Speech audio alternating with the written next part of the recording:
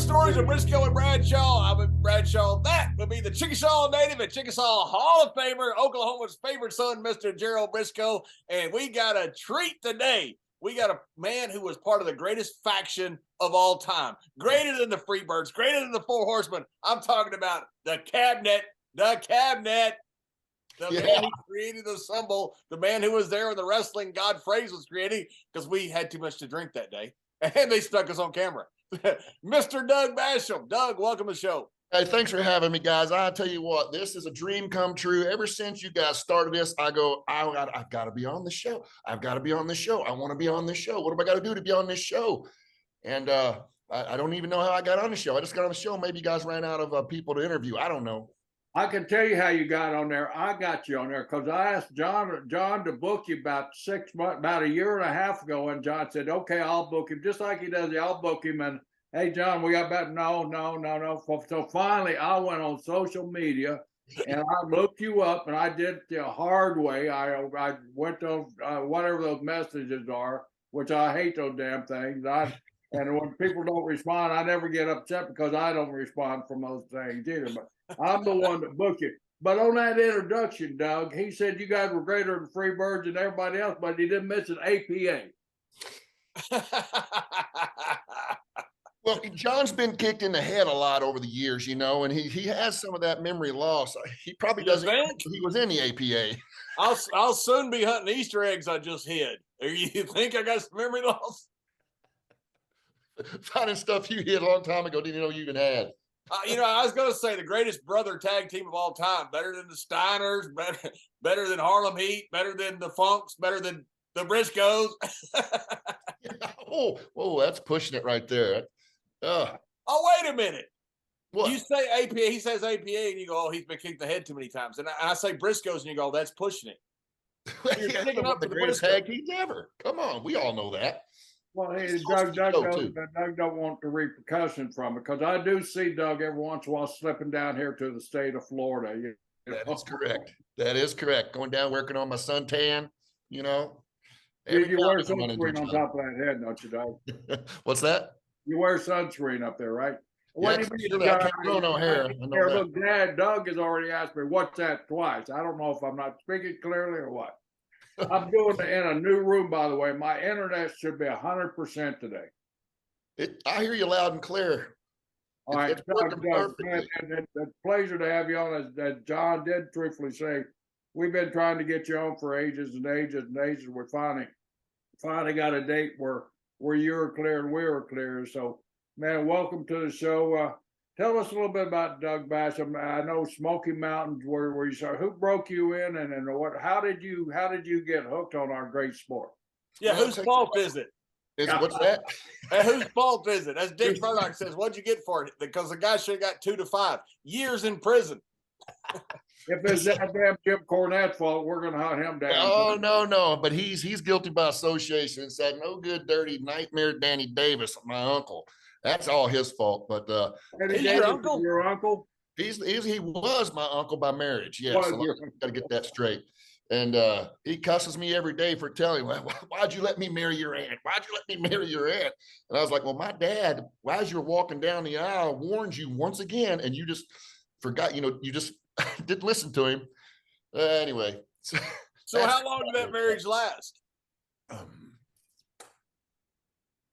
Not long, I don't think. I don't remember. Not long enough to remember. How about that? No, but man, it was great. Been a wrestling fan my whole life. Ever since I was old enough to turn on the TV, and 3-4 years old. Who were some of your favorites back then? What TV did you get? Where is this? We're talking Kentucky, Tennessee, or where? Yeah, I got a lot of the Mid-South stuff. USWA. I think they call it United States Championship Wrestling, and with Jerry Lawler, Bill Dundee, Dutch Mantell, Sonny Keene. I'm trying to think of some others. Hot Stuff, Eddie Gilbert. These are the guys that I grew up watching and starting to love. Obviously, the Jarretts, Tojo Yamamoto. That it's about as far back as I go as far as watching, because I come from a little small town called Henryville, Indiana, and we had to pump in sunshine, man, and we just had to run carpet out to the bathroom. It was one of those kind of towns, and we had 3 channels, and they were all fuzzy. and you had to have those rabbit ears and put the aluminum foil on it just so it would come in clear. So it was, it was rough back in them days. Yeah, people get spoiled with cable TV. Even when cable TV first came out, it was in the major cities, but places like you live in, places like I live in, probably like at Layfield lived out at damn desolate Texas, probably didn't have the local people didn't have cable TV until much later after cable came along. I think it's just recently been put out there, hadn't it, John? Wait, where I grew up, they just got Rocky 2 at the local movie theater. Well, they just got the app to smoke signal, so John and I can communicate when it goes on. Oh my goodness. Yeah, they're all excited where I grew up because they heard that Rocky wins this one. Is that right? Oh, God. So you grew up watching wrestling with your rabbit ears. Yeah, rabbit ears. The rabbit ears were on the TV, right? Not on the TV, yes. Okay. Yes. But on Easter they were on me. But yeah, I grew up as a fan of wrestling, and every week when I got older and older, about 14, 15, 16, when I could drive, the Jarrett. Wait just a minute. You said every week you got older? Yeah, every week I got older. I meant as I got older, every week the Jarrett's TV. Cut it out. Every week the Jarretts run their ad for their wrestling school on TV. And, if you want to be a professional wrestler, come down to Nashville, the Nashville Fairgrounds of Jarrett Wrestling. And then I was like, man, I would love to do that. But I've never even been out of Indiana. So Nashville, Tennessee, that's a different country. How do I get down there? Now, are you playing sports too in high school? Were you doing this? Yeah, I was a pretty athletic individual. I played basketball, baseball, ran track. And that's pretty much all we had at my high school. We didn't have football. We didn't have wrestling, believe it or not. It was so small. We just had the bare minimums. But I was a standout baseball player. Basketball, I was okay. I was on the starting 5. I played. And in track, people thought I was going backwards because they blew me out of the water, beat me. I was a turtle. And in baseball, they used to say I had triangles instead of wheels. And they used to call me Turtle. They say, you've got to hit it in the outfield just to get a single. I'm like, yeah, man. So I've been ribbed my whole life. So that's why whenever I met with John, it was no big deal. He ribbed me all day long. Doug, in the football, I ran a 40-yard dash in forever. Still going. Where's he at? Yeah, it took a while. But anyway, I didn't know how to get to down there, so I just kind of hung up and I didn't know anybody else around where I lived that did train in wrestling. So I just kind of hung that up and continued to go to school. Believe it or not, go ahead, John, go ahead and get ready for this one. I'm going to feed this one to you. I was actually pretty smart. So I was an AB student. Yeah, I knew it. He'd laugh. I was an AB student, and I wanted to be a doctor. So I was going to school, taking all the yeah, okay. I'll sell that one. I know you don't. You mean like Dr. Tom? No, not like Dr. Tom and Dr. Dan. No. I mean a real doctor where I would fix people, or try to anyway. And actually, what would you fix them up? What do you want your specialty to be? I wanted to get into brain surgery. Yeah. You're like Jethro Bodine. Get into cosmetic surgery so I could fix John's head of hair. See, that's not nice. That's not nice. Well, and don't you bring up my toupee either. No, I didn't. I wasn't going there. Mr. Brisco said I had to be nice. Good. But anyway, I was going to school. We were friends of family of Coots and Kleinert. They're a big, Dr. Kleinert he was a big time hand and microscopic surgeon doctor here in Louisville, Kentucky. That's where I'm at right now. Louisville, Kentucky is where I live. And he got me a job at Jewish Hospital, and because I went to Indiana University. That's where I went to college, going pre-med, and then in Bloomington, Indiana. So I transferred. How many semesters were you at in Indiana? Well, how many does it take to be a doctor? More than that. And all those years I went to college, I still don't have my degree. Anyway, How long does it take to get a associate's? So, you know, normally to be a doctor, you like graduate like college first. Yeah, no, I'm still working on my associates. Okay. One credit at a time. Anyway, so come back. Still working on your, excuse me, I can't hear you. Still working on your elementary school degree, you said? No, I got that one. I got my ABC and GED and everything else. I got the diploma. I did get that. I graduated with honors. I was one of the guys I hung out with in school. You were the top of your class in high school. How many was in high school? 8? You said you come from a very smart, small place. Close. That's a close number. We'll just leave it at that. Yeah. But no, I think my graduating class had 59 people in it. 59. So it wasn't hard to be at the top of the class, you know. But all of my friends, and I hung around with a bunch of idiots, obviously. So they're. So did they. Look at your monitor, you still are. Hey, misery loves company, right? So anyway, we all got together after graduation. I'm kind of jumping around a little bit. We all took a picture together, me and all my buddies. And I always rib all these guys all the time. I go, how come I'm the only one that had that sash and had the rope and had this thing here and I had National Honor Society sash? I go, oh, that's because I was the smartest one of all of us. Anyway, that's a story for another time. See, I told you I was kind of smart, John. You were making fun of me. Yeah, I always thought you were smart. Yeah, right. Yeah, right. Can't be too smart getting in the wrestling business, right? Something's wrong with us. You made me lose track of what I was saying. Going to be a doctor. As I was going to college and came back, my Aunt Faye started dating this wrestler guy, and it was Nightmare Danny Davis. And I grew up watching because the Nightmares was on the TV, you know, the program that I watched, USWA Mid-South, with Jerry Lawler, Dutch Mantel, all those, you know, all those guys, all the greats, you know, and I was a big fan of tag team wrestling and big fan of the Nightmares because they were smaller, they were quick, they were good, they were entertaining, they were funny. And then when I finally got to meet Danny was at a Christmas. First time I ever met him. Everybody goes to my grandparents for Christmas, and he was there, and I was so nervous when I finally got to, because he was jacked up back then. Everything that he had down here was up here back then. So he was pretty big dude, and nicest guy in the world when you met him, nicest guy. And I was so nervous. I was coming up, I was kind of shaking almost because I was kind of starstruck and everything. And I went up and met him. And John, I'm sure you can relate. Mr. Briscoe, you can too. You know, when you get a fan comes up real nervous and you talk to him, say hi, then they won't leave you alone for the rest of the day. They follow you around like a puppy. That's what I did to him, and I bet he hated it. That's what John's done for me for 25 years. Yeah, I still follow Jerry around like a puppy. Yeah. So you're nice to him one time, that's all it takes. Yeah. If I could ask you, what were the charges that Jarrett and Lawler were charging for the school back in those days? I don't even remember because I didn't get that far. I just know what Danny charged me, and I think it was not enough, too much. He'd say it was not enough. I say it was too much. So what did he charge you?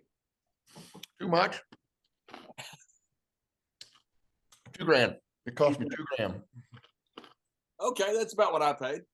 Is that what you back then? I think so. Yeah, I can't remember what Brad Ryan's paid. That was 2,500, maybe. I don't know. But back in 1912, that's a lot more money than it is today, isn't it?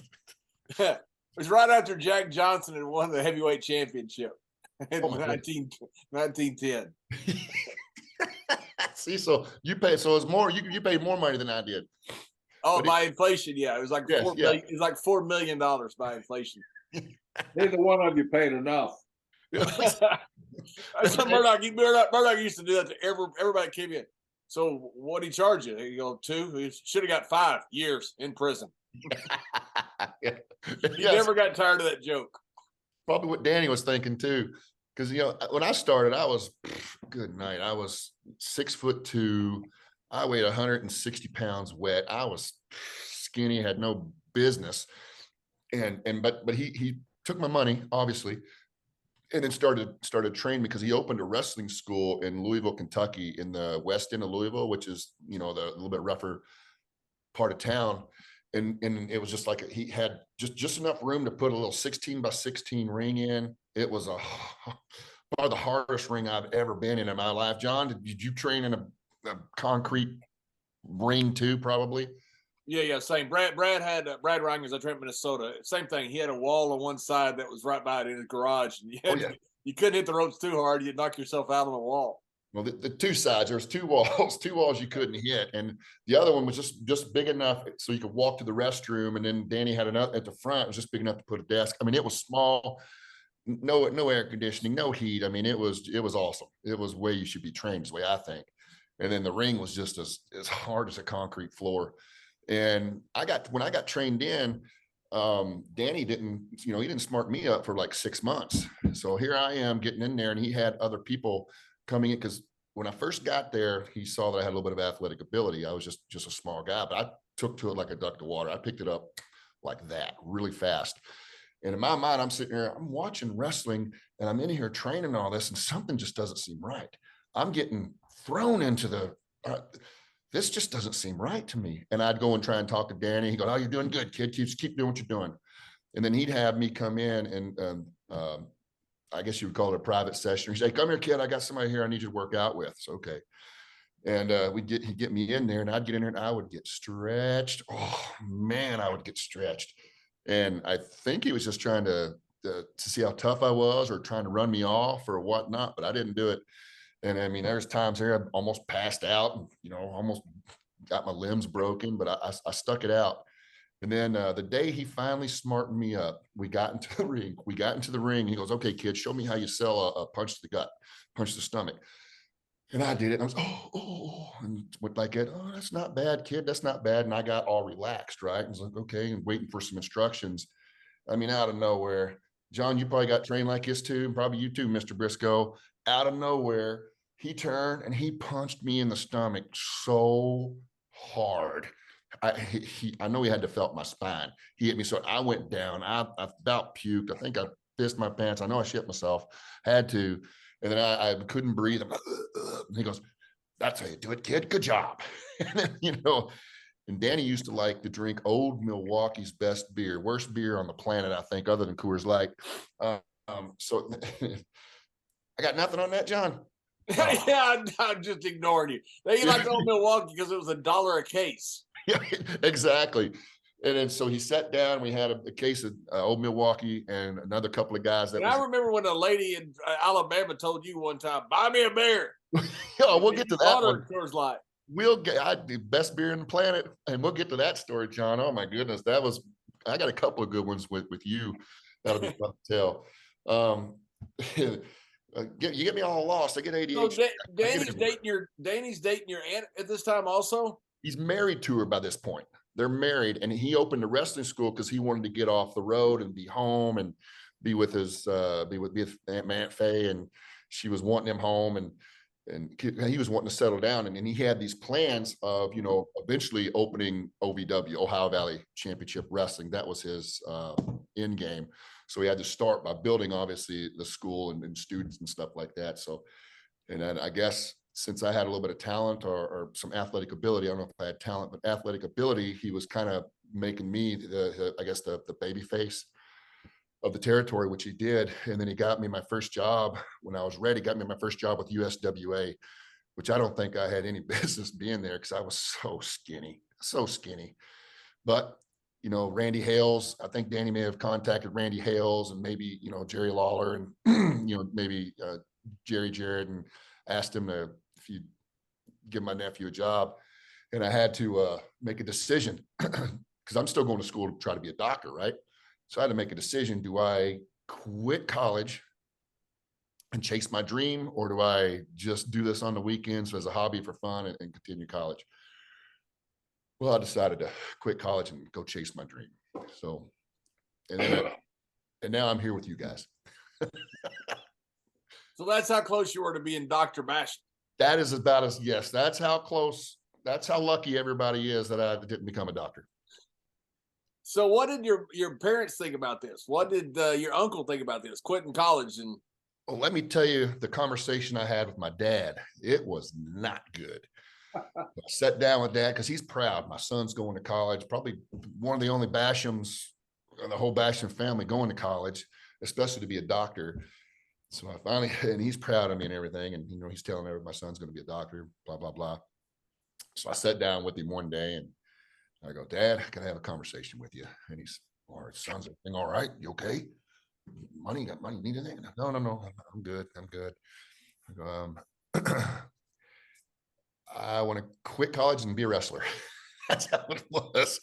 And then I didn't get to get a word in edgewise after that. I got, he was like, no. And I mean, he just let me have it big time. But I quit college and went and became, chased my dream. And, you know, when I do something, I go all the way. And when I became successful at wrestling and, you know, got to meet guys like you, Mr. Brisco, and get tied up with John, my dad was pretty proud of me with the career that I had. And I'm pretty happy with my career, the way everything worked. So there you go. He was happy in the end.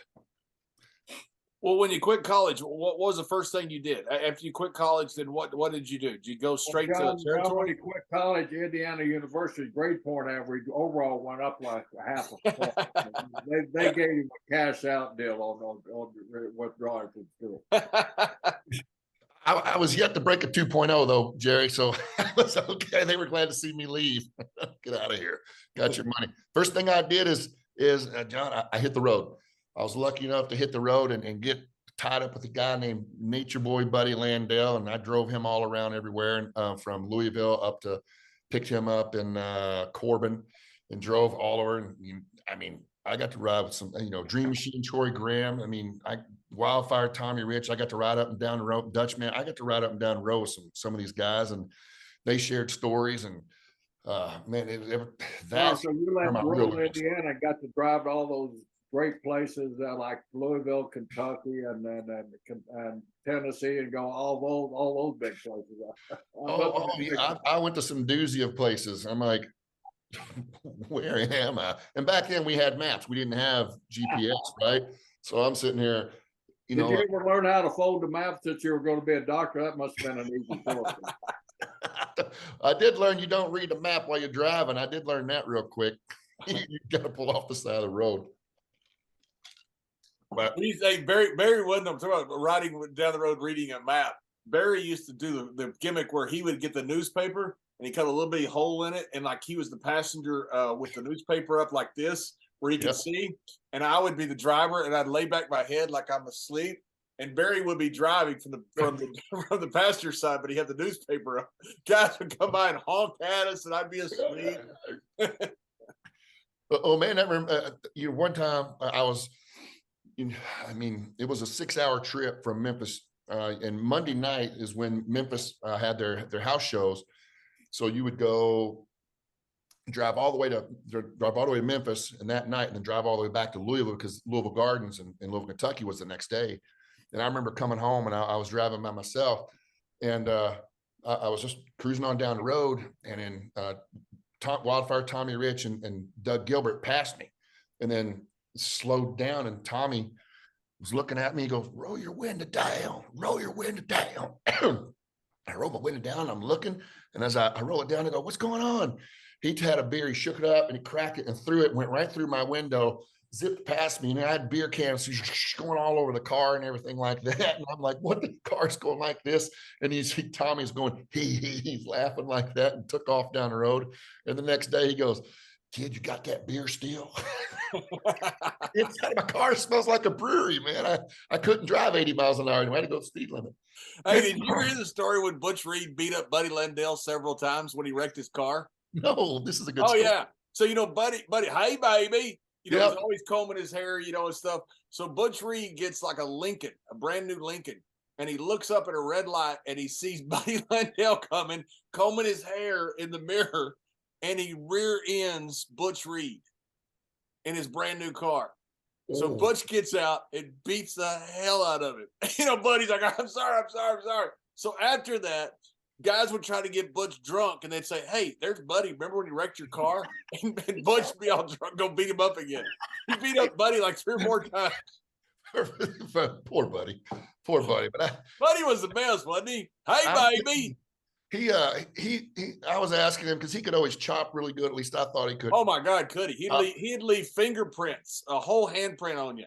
I asked him, I said, will you show me how to chop? And he goes, and this was when on the loop, there was a battle royal. He goes, okay, baby, you come get me in the battle royal and I'll show you how to chop. I go, all right. So I came and got that. We had the battle royal. I came and got him. He took me over and go, all right, baby, look, you stand here. And he chopped me so hard. I go, oh God. Okay. He goes, hang on, kid, you get that? I go, yeah, got it. He goes, one more time. Just make sure you got it. Wow. Pop me again. And I'm buckling at the knees and I'm going, oh my God. He goes, okay, kid, turn me around, give me one. So I turned him around, wound up, he poked me, I turned me around, pow, you got it, kid. And he walked off. I'm like, Doug, how long did it take you to get out of Danny school? And you know, you weren't always smarting up at the time. So when they decided to put you in the ring, what was the process of that? All right, when he finally smartened me up after we were drinking Old Milwaukee's best beer, and he finally told me the deal, and I just sat there and was like, that's what I thought. Okay.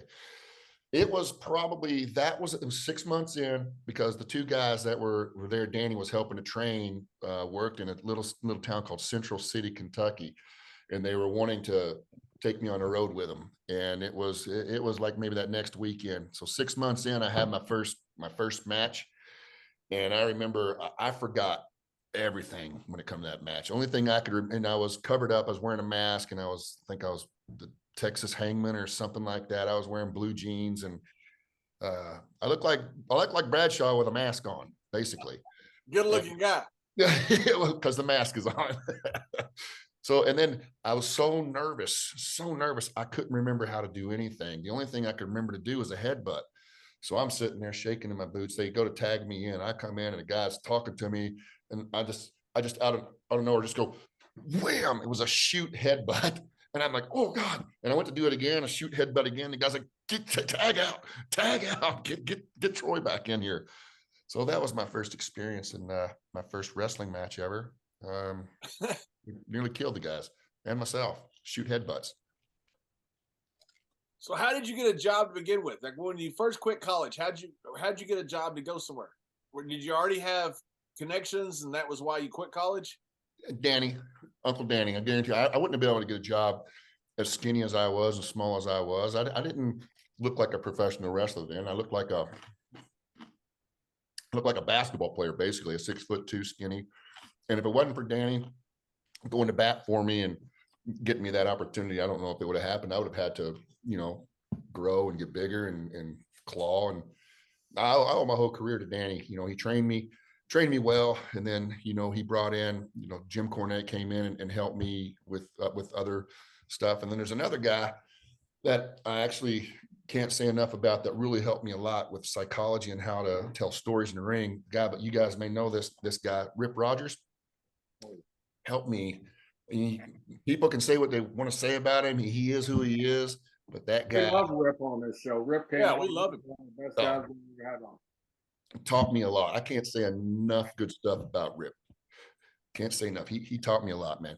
And I learned the hard way with him. When I did something wrong, you think? I got told about it. Yeah. You learned probably some new words that you'd never heard in med school, right? Well, there was one word that he used over and over and over again that started with an F. Yeah, Jade. I don't know. You guys may have I don't know how many times you guys had to bleep on your all show when he was on, but I guarantee you that was the number one word. It still is. Yeah. Yeah. I think I think he's got a podcast. I just did his podcast not too long ago, and he'd go on a rant and sure enough, every other word. And I was just sitting there laughing. There's something about guys like him and Cornette, and when they go on a rant, it's a coherent rant. And it actually makes sense. It's like it's really good. It's really long, and it's really entertaining. Always, every time, man.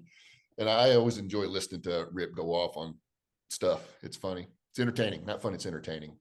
Yeah, he is one of the most entertaining guys there is. When he goes on a rant, it's like teacher, in high school that you want to get mad enough to do something that they stand on the desk or something. They get really mad. You want to get them on the desk. You want to get ripped into a rant because it's so entertaining. I wouldn't dare stir the pot either on the podcast. I didn't wind him up.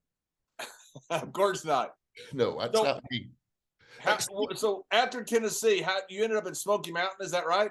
No, Danny called Jimmy and was because I was the USWA. I was so small and I was just so little, and I needed to go away and gain some weight. They kind of just phased me out, and that's when and Danny was trying. He was starting to run shows, and he called them the Nightmare Danny Davis School of Professional Wrestling. So he was starting to run shows, and Danny was okay with me not going on the road because I got on the road, got some TV exposure, and I was over at the Louisville Gardens advertising the school and the shows that he was starting to have. So I kind of worked under Danny's, the umbrella of Danny and doing shows all around Louisville. And then while all that was going on, he was starting to had he wanted to create Ohio Valley Wrestling. And he did that in the process and started running shows and then opened the company. And then at that time, that I had some time to pack on a little bit of size, not much. Probably gained about 20-25 pounds, and was the baby face for the company. And other people were coming in. Let's see what else. And then I would work some indies, local indies around. But mainly I just stayed with Ohio Valley Wrestling and worked for Danny. And he pretty much took care of me. Like I said, man, I owe Danny a lot. Was that when he was opening up his school and all that, when he's building all that? Yeah, he opened up that school first, and then from the school went to Ohio Valley Wrestling and still had the school. And then Jim Cornette came in and brought the developmental territory and then all those guys that the WWE hired and brought on came to Louisville, like the Cena and Batista.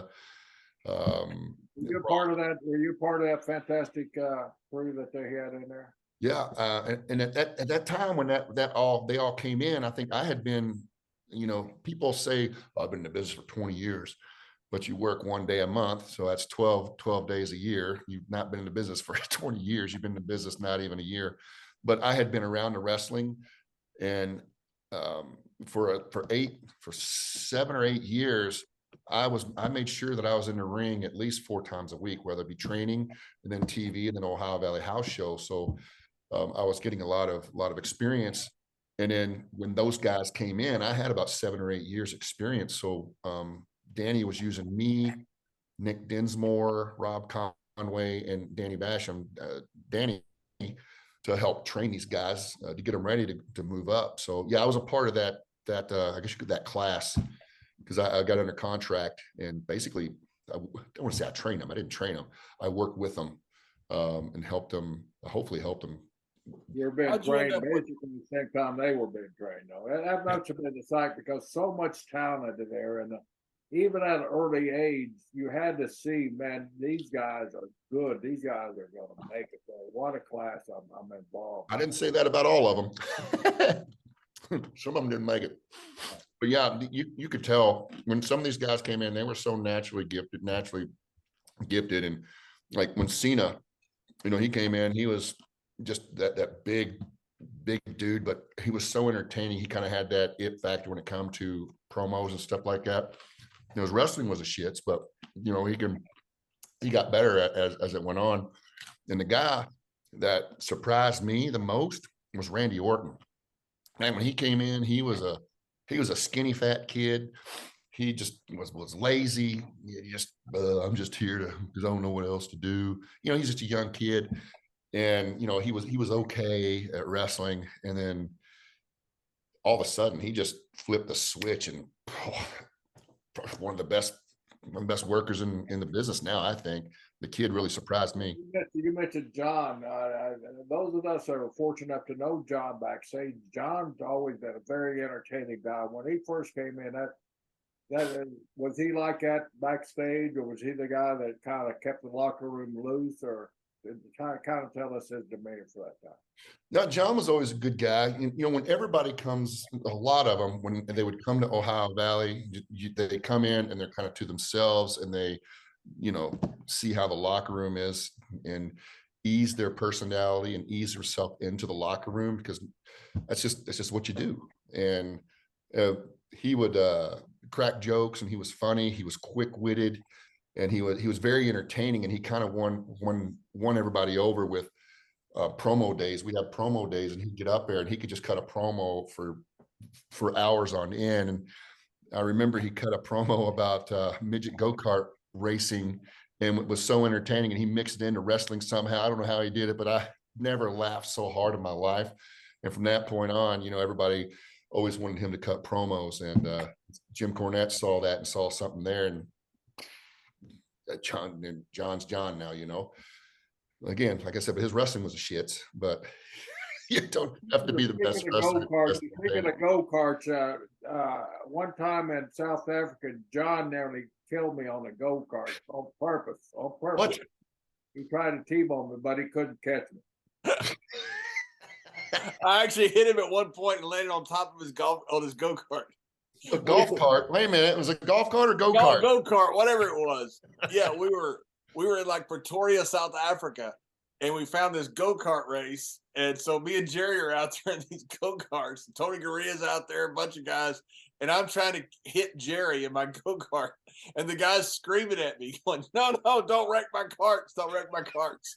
I finally drove through one of the barriers and got hit Jerry. The bells of haze were going like it went everywhere. And JB's going, oh, the throttle's stuck. I can't slow down. The brakes don't work. The steering's broke. I can see it now. Typical Texan, they never could catch the Okie, Oh, you guys too much. Did you guys get kicked out of that place? Yeah. We didn't get a We second. got the whole company barred from it.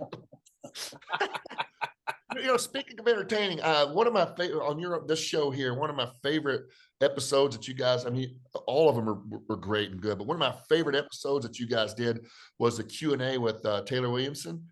Yeah. I'm a huge fan of America's Got Talent. I don't think I've ever missed a show or an episode. And when watching him being on there, because when he came in second place, got beat by the girl. Anyway, it'll come to me. Tourette's here in a minute. It'll come out. But he got beat. But they had America's Got Talent on the road, and whenever they came to Louisville, I made sure I bought a ticket because I was a huge fan of his, because I always thought he was super funny. So I really was entertained by the segment or the episode you guys had with him. That was pretty. Taylor's so funny. Taylor's I've met Taylor. We're doing a roast for Bruce Pritchard, and Taylor was one of the Hollywood writers they brought in to write the host and kind of write the script and everything. He was so funny then I just became friends with him because he liked knocking Bruce, and that's one of John's favorite things to do. So do we. Yeah. That's not hard to do. Taylor invited me to like a retirement ceremony for a general here in DC, and he was the entertainment for the night. And he got up there, and I mean, it was a tough room. I mean, they were just kind of there to have some drinks and just kind of, and all of a sudden this stand-up comedian gets up there without really any warning. And he got everybody. It was awesome. And he bashed a couple of guys in the audience, and by the time he's done, bashed a couple of guys. Yeah, sell your t-shirt. By the time he got done, he had the whole crowd. I mean, they loved him. He's awesome. He's super funny, man. Where can we buy your damn t-shirt? Oh no, you don't have to buy it. Actually, guys, you guys are in luck, because John, I got your size right here. I got it backed up professionally. Yep, and I want to send these to you guys. And Mr. Brisco, I know you're still in good shape and go to the gym, so I got your size here too. I want to send you guys these, so you'll have to. Yeah. What?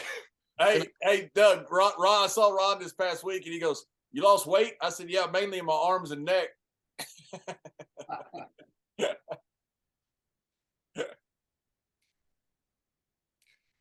Mr. Brisco said I had to be nice, John. Hey, Doug, when you get an opening like that, you gotta take it so hard. You gotta take when you get an opening. So hard. Because I want to be on here and just go, but I'll keep it PG-13. Try anyway. But yes, I got these for you guys. I'm sending these to you, but you got to promise me you got to wear them on an episode for me. Well, damn right we'll wear them. All right. And you can get them on my website for $20 at the Doug Basham. Awesome. We'll get to all that. So how did Danny Basham become your brother? Danny, oh, here's a story. Me and Danny we tagged together in OVW for the longest He was time. a lot better looking than you. Better worker too. He's He wasn't younger. in med school, was he? What's that? He wasn't in med school with you, was he? No. Danny, here's something nobody knew about Danny. Danny, he kind of scared me a little bit because when he was training to wrestle and all that, he kept a machete in the trunk of his car. And I don't know why. Why does somebody keep a machete in the back of their car? I don't know. He never told me why, and I never really asked. I didn't want to be on the wrong end of the machete. But that's just something about Danny. But we Jim Cornette put us together and tagged us in OVW for the longest time. And we developed a group of the Revolution. And in OVW, I was known as the Machine, Doug Basham, and he was the Damager.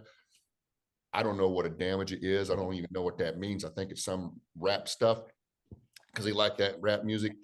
But so then we just become really good friends. And just like, you and Ron, JB, you just gel. And we got to so good together. We could just sit there and look and give a nod and or a wink and know what each other wanted, and he and I become really good friends.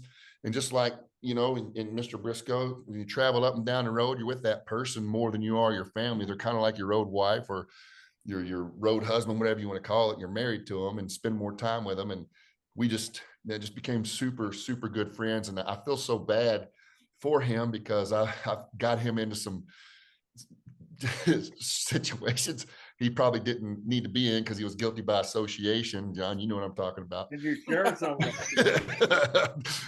What's that? Can you share some of those situations? Well, yeah, I share one of them. And this right here is a tribute to all the veterans in the locker room, and it was a scary situation for me, and it really made me open my eyes and sit up straight. And poor Danny, he was guilty by association because he was my partner. At one time, sometimes you get young guys, they come into the locker room and they're overzealous and they want it right now and they want to do this and they want to do that and just pushing too hard. And sometimes you just got to wait your turn. It's not your time, wait your turn. And I'm very thankful that a lot of the veterans in the locker room, like John and let's see who else, man, everybody was there. Taker, Kishi, Bob Holly, Billy Gunn, all the veterans on SmackDown.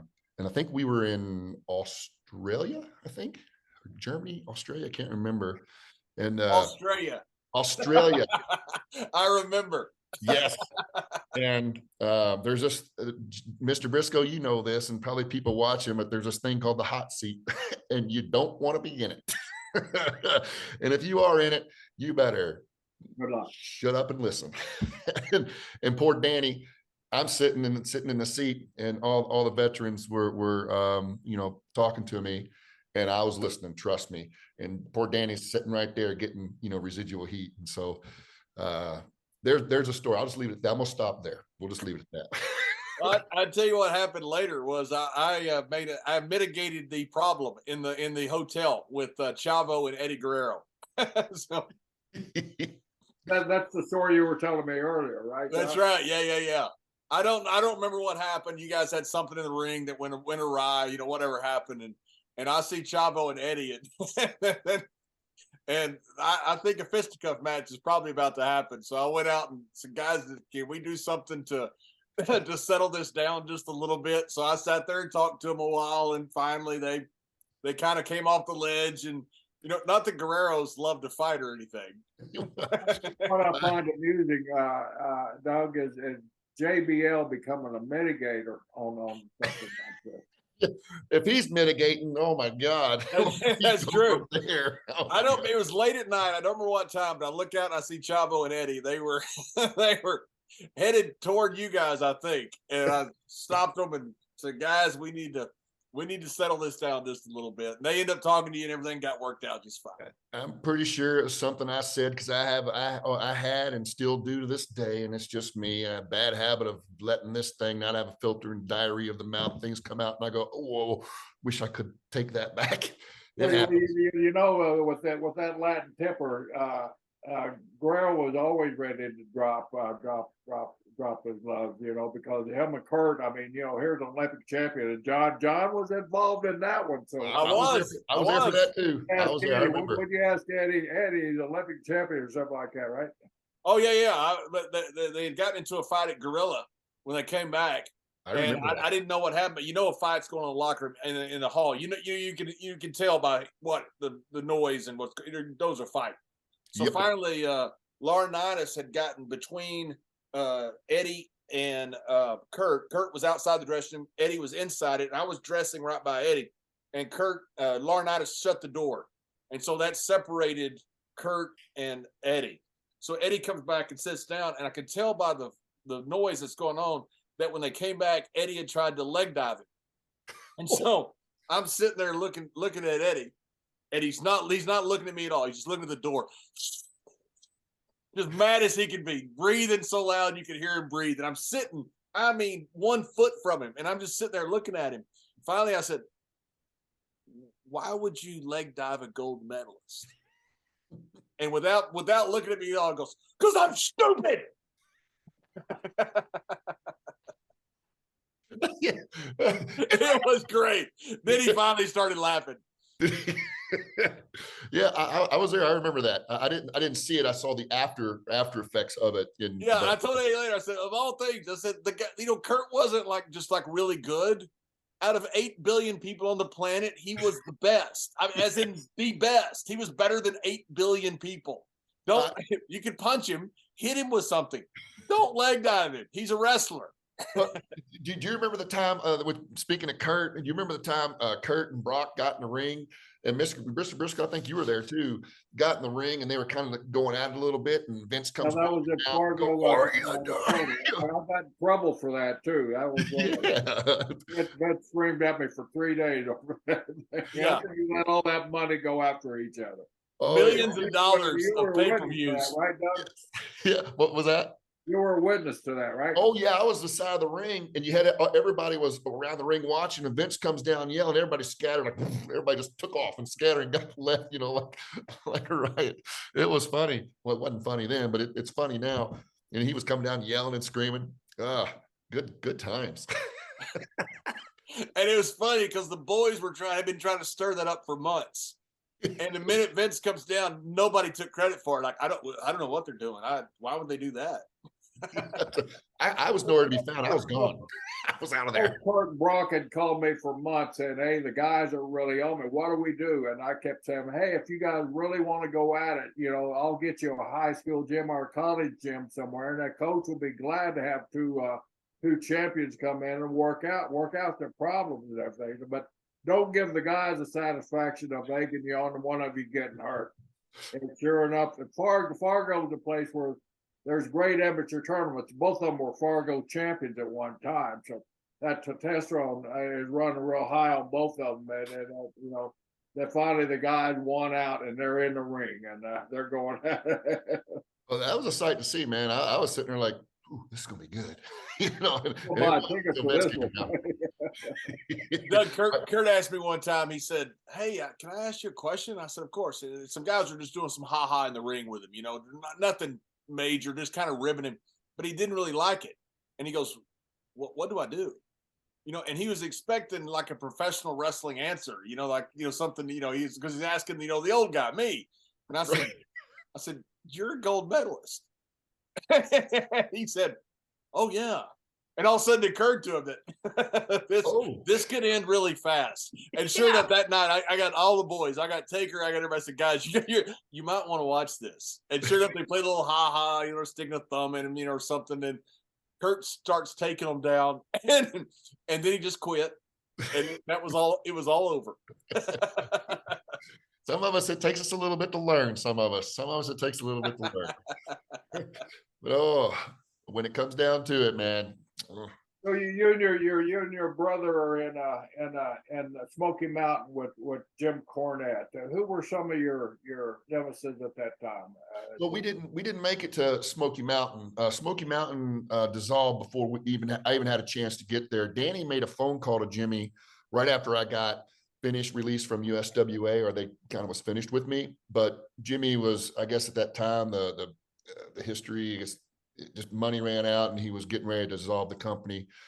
And then Danny started OVW, and then Jimmy, I guess, went up to WWE and worked there for a while, then brought that here. So I never really got to work in Smoky Mountain. I wish I would have. That would have been amazing and great experience. What a great territory Jimmy built Yeah. up there. I mean, it was a small territory that all the towns were popping. He had fantastic talent going through, fantastic storyline, and a great TV show.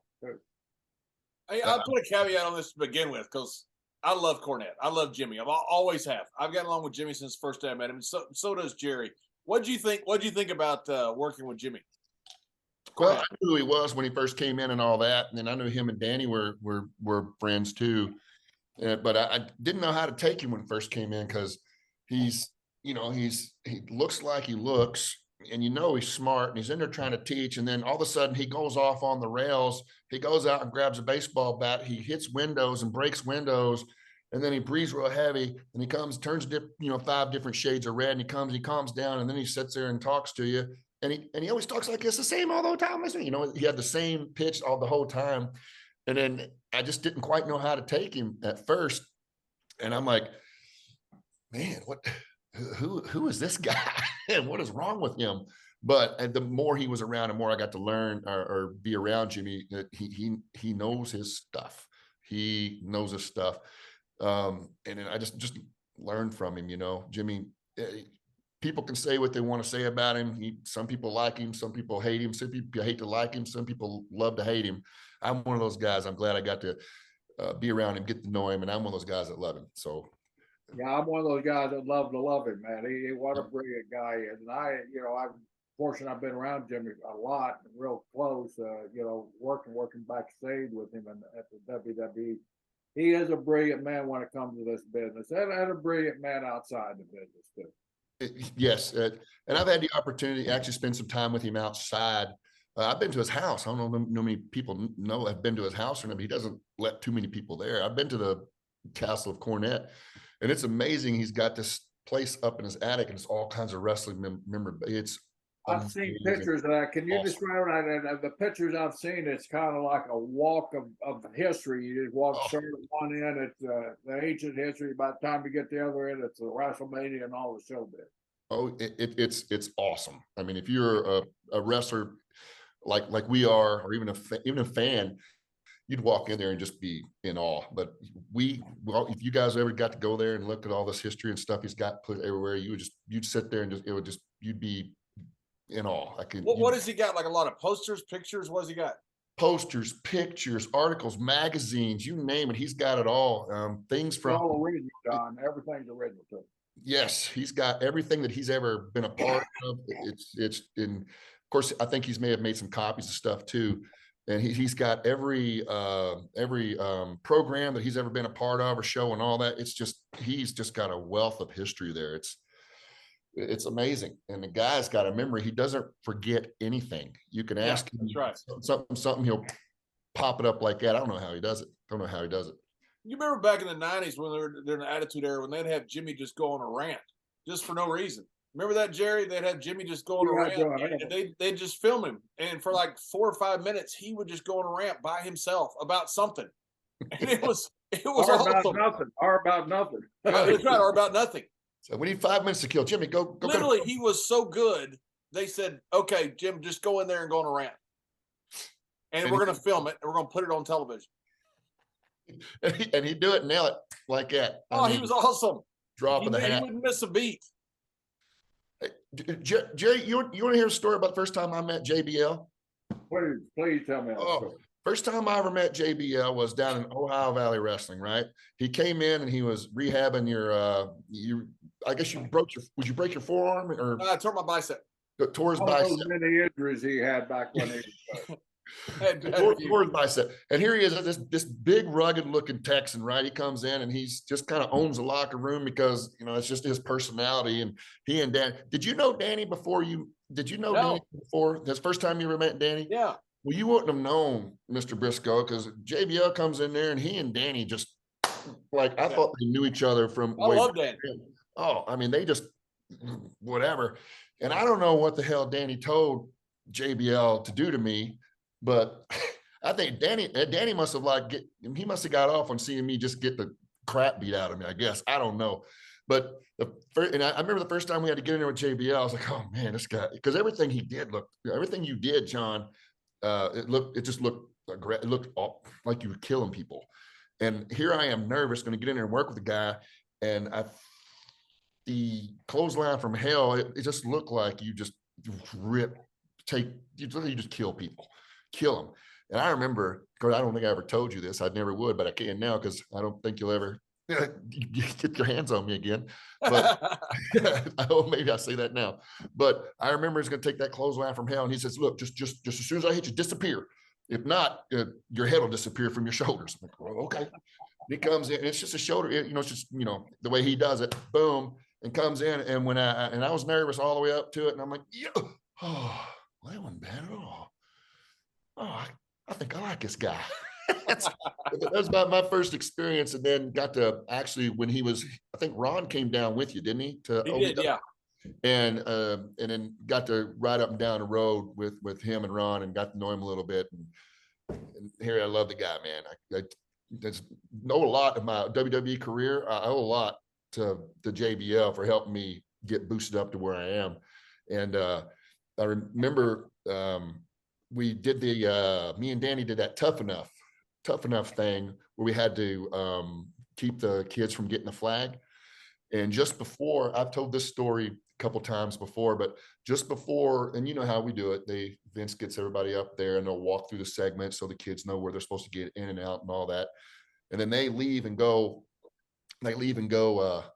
back to the back. And then me and Danny are standing in the ring, and the boss comes up to us and he goes, boys, you see that flag over there? We're like, yep. You see what's embroidered on that turnbuckle, WW, yep. You're representing the company tonight. We were like, oh shit. He goes, short of killing those kids or putting them in the hospital, you do not let them get that flag. And Vince, pop on the shoulder, and he walks off. And I turn to Danny and I go, did we just get put on notice? So then you build them up, right? And JB, I don't think you didn't, but you may have, but I don't think I remember, because I was so worried about losing my job if they got that flag. But build them up that whole day. Oh man, he was stirring that pot and got me and Danny so wound up that we were gonna kill anybody that got anywhere close. So we were fortunate enough that we stopped the guys from getting the flag, and then JBL, was it you and Undertaker? Was it both of you guys, or it was just you? Went to Vince and said, we'll put these boys in harm's way or something like that. That's what I heard. I don't know. Yeah, it's information I got, and then we got put with the cabinet. So I can't thank you enough, John, for doing that for us, because that put us on the map here and really put us on the map in WWE. What a tough position that is to be in, because you don't know these guys. I mean, maybe one of them is, some world champion, something. You don't know. Pewter was part of, right? Well, there was a couple of them that were strong as hell. I mean, strong. And then we were, and for what we do, all this is built for show, not really for go, right? And so we were grabbing these guys and exerting a whole bunch of energy in our arms, and we were wore out. And by the time it got down to Pewter, the very last guy, the only reason he got as close as he did is because me and Danny, we were gassed. We were gassed, but we were not. Danny broke his orbital bone. I think I had a broken tooth and stuff and all that. Really? It was a shoot. Nothing about that was nothing about that was a work. It was a straight up shoot. But tell us this: you're labored in these territories without much going on. What precipitated the call, and how did you guys feel, and what really set you off at to get that call? To be called up? The WWE. Yeah, well, we were in developmental there for the longest time, and watching all these other guys get moved up before us, and it was frustrating. That was a frustrating thing to be a part of, sitting there for a year and a half, and knowing I'm ready. I'm ready. Give me the call. You're basically seeing these guys that came in and didn't know nothing. All of a sudden, they're getting up and they're getting the opportunity to make a payday. Yeah, that was frustrating. I ain't gonna lie, that was very frustrating to see somebody who come in and only been doing this for a year, maybe a year and a half, and then. But you know what? It goes back to what Rip Rogers always said: wrestling doesn't owe you anything. Does not owe you anything. And when you get your opportunity, just make sure you're overqualified and overprepared, which is what me and Danny were. And then I think I got called up. I had a match with Chris Benoit in OVW, and Jim Ross was there, and we tore the house down. Had a really, really good match, and Chris was very, very generous with giving me stuff and working with me.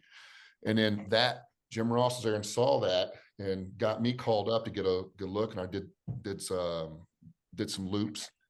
And then Jim Cornette was constantly pushing for me and Danny to get brought up as a tag team. So they brought Danny up too and tried us out as a tag team together. And then I think we just worked the loop. And then we were sitting in catering one day, and I think it was Pensacola, Florida. We were sitting in catering, and Johnny Laurinaitis came up to us and said, "Boys, we're going to debut you tonight." And we just went, "Huh?" I mean, we were excited. Yeah, absolutely. We had no clue that was the opportunity. No clue whatsoever. And we were like, "Oh," or, our buttholes puckered, and whoop, okay. And they said we were going out against Keish and Brian Spanky, and then we're going to go over and figure out a finish. So, okay, great. So that always be ready, because you never know. You never know when you're going to get thrown out there. So that's kind of how that happened. And then we just kind of ran with it and did the best we could. That's such good advice, Doug, because so many guys, and Jerry knows this much better than I do because he was in the office for so long. So many guys would say, "Hey, if you guys would sign me, I'll have a reason to get in shape, or I'll have a reason to get ready and stuff." It doesn't work that way. You got to be ready. You got to put all the time in. And then when the call comes, you've got to be ready that second. Absolutely. And you get one chance to make a first impression. That's it. And if you don't, get back in the line. It's what I tell, I'm the head trainer here at OVW with Al Snow, because Al purchased OVW from Danny. And now I'm the head trainer here. And that's some of the advice that I give the kids that come in and training. And I always tell them another thing: don't be afraid to fail, because if you don't be afraid to fail, because you might accidentally succeed. So just all the stuff that I learned from guys like you, John, and guys Undertaker and everybody, Eddie, that I learned from up there, I'm implementing a lot of that down here in OVW. And, if it wasn't for me being up there and learning, sitting under the learning tree of you guys, I wouldn't be able to give these kids that kind of advice. So it's, I'm very thankful for my career and the guys that I met. It's so important. I tell people all the time, you were with me when the wrestling god name was created. We were backstage having a couple drinks, and all of a sudden they said, I forget what happened, if it's scheduled or not. They said, we gotta have another segment because a match went short or something. You guys do a celebratory segment backstage. It was 100% ad lib.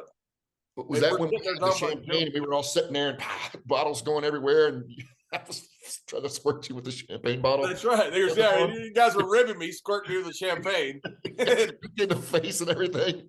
And then that's when the whole wrestling god thing came about. Just you're the one that brought it up first. And it's happened. And next thing you know, that's what the whole catchphrase was. But the thing about that, what he's saying is so right. You got to try stuff. You got to be willing to have fun and be entertaining. And if you fail, so what? That's just as important sometimes as succeeding, because you put that in the bag too and go, well, that didn't work. I know not to go there. I know to go here. Yeah. Learn from it. Like I did. I learned something very from John. I learned that when you are invited to come to his house in New York, his penthouse suite in New York, to go watch a boxing, I think it was Mike Tyson, and was it Evander? Was it that one? Was that? Anyway, John invited me and Orlando Jordan to come to his penthouse suite and watch Mike Tyson. I heard that story, but it wasn't the penthouse that you went to. Oh, it wasn't. Well, is that right? Well, let me finish the story. Well, it's better from you, though. Well, I'm going to say it's a penthouse because I've never been to a penthouse. And I don't know. I just knew it was a big building and it had a doorman. And I've never lived anywhere that you had a doorman. And I'm like, how soft is Wait a this minute, guy? How soft is this guy? What the hell? You had a doorman to it? A doorman. He had a doorman, and you had to buzz you in, and he comes in, and where you at? Where He you married. He married well, Doug. he's at the very top. Elevator's broken. Of course. Very top, too. Anyway, so I get up there, and I finally get to the 32nd floor, or however high up it was, and I go to knock on the door. Boom, boom, boom, boom, and the door opens, and I don't know if it probably tells everybody watching here a little bit about John. He's an avid collector of Japanese swords and spears. There's my sword collection there. Right, so right there, see, right there it is. Okay, Yeah. and there's even a big piece of armor there. So I'm not lying. Yeah. I'm telling you all, this has really happened. So I knock on the door swings open. And he's got one of them big, long spears, boom, at my face right there. He goes, "Who are you?" I'm backing up, John. And he backs me up against the wall. I'm like, "What's wrong with you?" He goes, "You're late. Get in here. The fight's half over." Because I got lost. I couldn't find, I should have known the biggest building, the tallest building. You blew up running up the stairs, right? Yeah, I had to stop and take a break. Anyway, that's how John greets his people that he likes at the door. So be careful. If he doesn't like you, I can only imagine what he would do. I've been celebrating too. Well, and then after that, I guess he wasn't finished with me. After that, he goes, "We're going to go out and grab a drink. I got a place I want to take you guys." And we're like, "Okay, cool, great." And, we're dressed. John's dressed nice. So is Orlando. I am too. And we are walking down the street, right? And we're walking up to this bar, and there's these biker-looking dudes standing out there, these big, mean guys and all that. And we go to this bar, and I'm like looking around, like, "Is this where we're going?" Okay. We walk in, and the bar is on fire. It's on fire. I'm like, "What in the world is going on here?" Yeah, that's true. Burn the place down. On fire. I guess they pour grain alcohol on it and light it, and then it just, Yeah. yeah. People dancing up on the bar, woo, like that. And I was like, "You're gonna burn." And then, I guess John must have being the mayor of New York, everybody knows who he is. Tell me this: did these bikers have clothes on? What's that? Did these bikers have clothes on? Yes, they did. Yes, they did. And their big arms sticking out, and even the female bikers had clothes on too. But anyway, this I guess the owner of the bar or whatever comes up and says hi to John, and John introduces us to everybody. And all of a sudden he goes, "What do you guys want to drink?" And I'm sitting there, and Orlando says, John says, and I guess I took a little too long, and I don't I hope I can tell this and nobody get in trouble. Put it to my neck. I was like, he goes, "What do you want to drink?" I said, "Gasoline, if you bring it." "Whatever you want me to drink, I'll drink it." And he put the knife away. He was laughing at John, hitting John, and John's over there laughing. I'm like, "That's not funny, man." Where did you bring me? Where did you bring me? Anyway, we made it. But anyway, everybody there was huge wrestling fans, and they loved JBL and the cabinet, So That's right. That's I right. never felt safer in any place in my life. I'll tell you that. Doug looked at me. He goes, "He has a knife on my throat." I said, "I'd order a drink." Gasoline. Yeah. Yeah. It's like, "Oh my God. A knife to the throat. And super nice guys. Super nice They guys. they're great guys. Yeah. And the safest place to be in New York, by the way. I have never felt safer, Mr. Nothing's Brisco, going to happen in that place. in my life. Yeah, but so that's my JBL penthouse suite experience. Yeah, first time ever. We were on a dirt floor bar in Alabama one time. Oh, it was Mississippi. It was Mississippi, wasn't it? It could have been, yeah, it was Mississippi. That's right. That's right. I don't know where we were, Mississippi. Okay, here, let me tell you this one. So I think it was after TV taping, or was it a house show? Had to be, yeah. TV taping or a house show. I don't know. I'm sure which one it was. Yeah, one of the two. I can't remember either.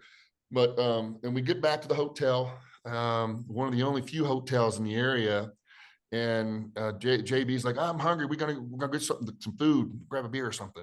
And I'm like, no, I'm gonna stay here. I gotta, call home. And you see, JB's like, no, we're going. I go, all right, I'm gonna go up and get ready. So I go up and just shut my door, right? Well, I get up there, I make a phone call. I call the significant other at home and check in and stuff like that. Then all of a sudden I hear, boom, boom, boom, come on, we're going. And I'm like, I'm not going. And I hear, boom, boom, boom, boom, come on. And I'm like, I get quiet. And then it gets quiet, Mr. Brisco. And then I'm listening. Okay. So I made the big mistake. I go to the door. I look out the eye hole. Nobody there. So I crack the door open. I look that way and look that way. And I think I'm in the clear. I let go. And evidently he must have been around the corner. He came in and stopped the door, pulls the door, JBL pulls in. He tackles me and splashes me on the bed and starts jumping up and down. I'm like, come on, get up, get up, get up, get up. He throws me off the bed. I'm in now. So I get dressed. So we're looking for, I guess we're going out to eat, look for a restaurant or something like that. And I guess everything closes at 7:00 in Mississippi. I don't know. Everything was closed, but somehow this guy here found a place. And I don't know where it was, but I didn't know dirt roads still existed in America, but it may have been lightly gravel, but it was dirt. And we're driving down. John, where are you taking us? Was I driving? I think I was driving one night, either me or Orlando, but I think it was me. And you were navigating. Orlando was in the back, driving down, and trees here. Then it just kind of opens up. Mr. Brisco, I thought we went to a junkyard. That's where I thought we were. There was a big tin building here, and there was just a mess of cars over here. And I'm like, John, where did you bring us? What are we doing here? So we pull in the grass, because that's where there was no concrete or blacktop, I don't think. It was just grass. So we pull in, at least I think, John, if I'm wrong, correct me. So we get out, and you have this guy here, dressed in his suit and his big old Texas hat, right? You got Orlando in his Armani suit, and then I'm wearing, dress pants and a sport coat, and we're walking up. And I don't want to hurt anybody's feelings or say anything bad about anybody, but I think we were overdressed. And we walk up, and and John standing at the door and saying hi to everybody, because he's got that big personality. And who are you guys? I don't think they recognized John from wrestling, and they recognized Orlando. Thought he was Booker T. And you remember that? They did. Yeah, they did. Orlando was Booker T. Booker T. Yeah. We walk in, and it's like a dirt floor, and then there's a bar, and there was this healthy looking woman sitting at the bar, and she was large. She was healthy, and the reason she was healthy, she had this big old plate of just bones, and bones, wings, and stuff, and she had cleaned them up big time. She turned and looks at John, me, John. She may have been looking at both me and John. You know what I mean? And she goes, looks at it, goes, buy me a beer. That's where, I don't know, me and John we always buy me a beer. That's where the phrase buy me a beer came from. And then I think, John, I think you did buy a beer, I think, didn't you? I did, yeah. She just kept telling me, buy me a beer, buy me a beer. You know what? I think we ought to buy this large woman a beer. Buy her a beer. But I tell you what, we went there, and as nervous and as worried as I was pulling up to this place, we went in there and had a good time. They were the nicest people in the world. We had fun. And we did. There was even they had a mechanical bull there, didn't they? Yeah, sure did. I think I got on. Yeah. Yeah. And then they had a band at the other end of the dirt floor on this whatever stage, I guess. And I can't remember if they were good or not. I'm sure they weren't, but that was a good time, actually. It was a good time. Yeah, we went back to about 1950. It was great, though. We had fun. Beer. I'll never buy me a beer. Yeah, I think I'll text John every now and then. I'll say that. I'll just text him, buy me a beer out of the blue. And this today, doing this today. And Jerry, we bought her a beer, and she just took it. It wasn't like thank you, nothing. It was just like we owed it to her. Yeah, like we owed it to her. Yeah. We're sorry for coming into your dirt floor bar, ma'am. And I don't know where the hell we were, Mississippi. I don't know. It was somewhere in Mississippi, I do believe. That's where we were. I think it was too. Yeah. Yeah. Yeah. It wasn't Jackson. I don't know, outside of Jackson, I think. But man, a lot of memories with this guy right here. And that's just a couple of the good. Well, there's more, but there's some real good ones. A couple of the clean ones that you could tell. Yeah. Yeah. PG-13, right? Yeah. We had fun literally all over the world. Literally. I remember Europe, Australia, Africa. We had Japan. We had a good time. We did. I owe a lot of my success and a lot of my good time stories to this guy right here. And I can't thank him enough, man. Oh, you guys are awesome. I can't thank you guys enough. I mean, we had so much fun. You know, Orlando was with us all the time. Orlando, what a good guy. We had fun with Orlando. It was just a rolling good time. If we ever needed any type of creams or anything, Orlando provided that for us. He always had some kind of skin cream he's always putting on him. John always rib him. Yeah. Whatever it was, say, Orlando, I got some dry skin. Oh, here you go. Try this. And he was like a mixologist. Yeah, just mix them together, put it on, to your eyebrows like that. Yeah. Who was the driver of these little expeditions? What's that? Who was the driver? Who would drive the car in these expeditions? I think it was usually me, I think. I think it was, yeah. I think I drove mostly because I felt the safest if I was driving. Probably the soberest. Probably. We'll leave it at that. We'll leave it at that. Oh, Jerry, we stopped at some of the craziest places you could ever imagine. I mean, we would stop at the wildest places. Just go in. There also, do you remember that time Charlie Haas sat by us in an airplane? Charlie Haas was wanting to rib you and ask you all kinds of questions. I forget where we were going, but the group of boys, we were flying from one place. It was a big distance, so we had to get on everybody get on the same plane. And Charlie Haas had this idea that he wanted to sit down, and you were wanting to sleep because you were tired, right? And Charlie Haas was just relentless. And I had nothing to do with it. I don't think I was relentless. I think I just shut up and didn't ask you any questions. And I don't know what Charlie Haas ate that day or that night before, but about every 5 minutes, Mr. Brisco, and we're on a plane. It's a tube. We're in a tube where the air is recycled, right? I don't know what he ate, but about every 5 minutes, it was the most awful smell in the world. I don't know. And John told me it was Charlie Haas because it wasn't him. I know it wasn't me. I wouldn't be sitting here telling this story. So John said it was Charlie Haas. And I'm like, oh my goodness, he needs to go get rid of that.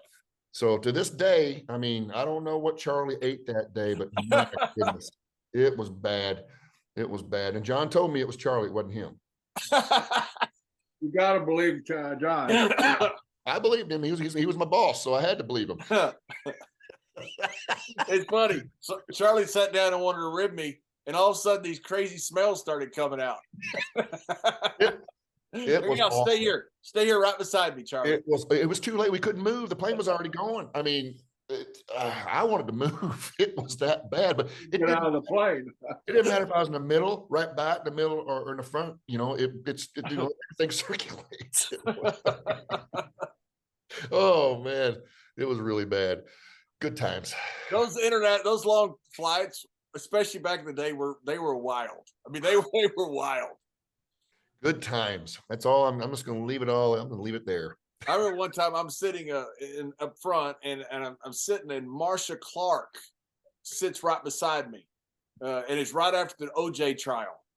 And I'm sitting, and we're flying coast to coast, and it isn't 3 hours in there, and you start hearing the boys. There was blood in the Bronco. There was blood in the Bronco. And I'm sitting right by her. I'm like, oh my God. And I'm just sitting thinking, it's going to get a lot worse. It's not going to get better. It's going to get a lot worse. Just put your headphones on. John, you remember that? I know you do. Remember that trip? Mr. Brisco, I don't know if you were on this with us or not. Did you go? You didn't go on too many overseas tours with us, did you, Mr. Brisco? I went quite a few for a while, then I quit going on. I can't remember if you were on this one or not, but you remember that flight we went on, John, and the pilots were, I think, we're trying to land in Russia, and Yes, yeah. dropped 500 feet. Bam! Yeah. Remember that? I was not on that one, thank goodness. Yeah. I heard that was the most horrifying night ever. It was, and we had Flair on that flight with us too, so he was probably having some flashbacks, like, oh no, this is not good. I was sitting next to Nathan Jones, right?